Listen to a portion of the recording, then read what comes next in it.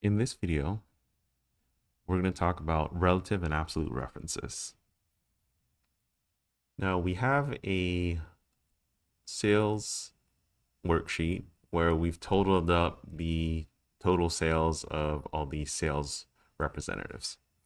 Now, the sales reps get a commission of 5%. So we're going to show the limits of relative references by creating a formula in cell G3. G3 is my active cell, so I'm just going to press equals. I'm going to click on cell F3 because that's the total, and we're going to multiply by the percentage.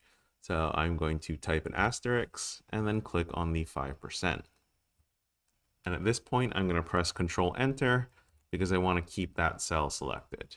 Now that formula is fine, but if we try to copy or fill the formula, like so, I'm going to double click the fill handle to fill it down.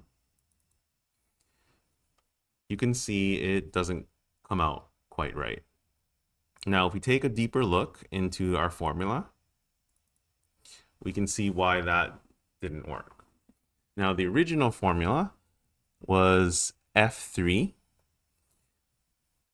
times J2. Now, what Excel does with this, it's relative to cell G3. So it multiplied by F3, a cell 1 to the left, and it multiplied by the cell 1, 2, 3 to the right, and 1 up. Now, if I look at the copied formulas, you'll see that it did exactly what you asked it to do. It multiplied the number 1 to the left, and then the number 1, 2, 3 to the right, and 1 up, where there isn't any value. So we need to actually change that second value. So I'm going to undo a few times to get back to our original sheet. Now this time I'm going to enter the formula in a different way. Now that I have a blank column, I'm going to enter my formula. So I'm going to type in equals, then click on F3, and then put the multiplication operator. And click on J2.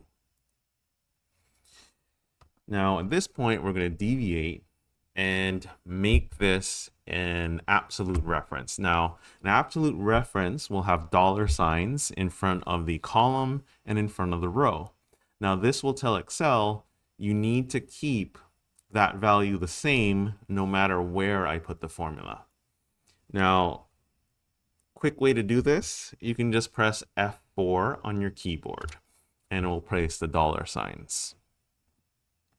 Now, it also allows you to toggle between different options where you might not have the exact same column or the exact same row in mind. Now, this will create what's called a mixed reference, but we want an absolute reference. So we're going to toggle back to $2 signs. You can, of course, type this in as well. Now, I'm going to press Ctrl Enter. This is useful if you want to copy and paste something or format the cell. And in this case, I want to use that fill handle in the corner again.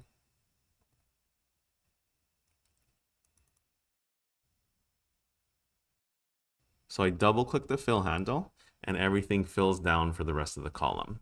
Now, if I go in and select one of these cells, you'll see that it kept the J2 because we told it to keep both the column and the row because of those dollar signs. Thank you for watching.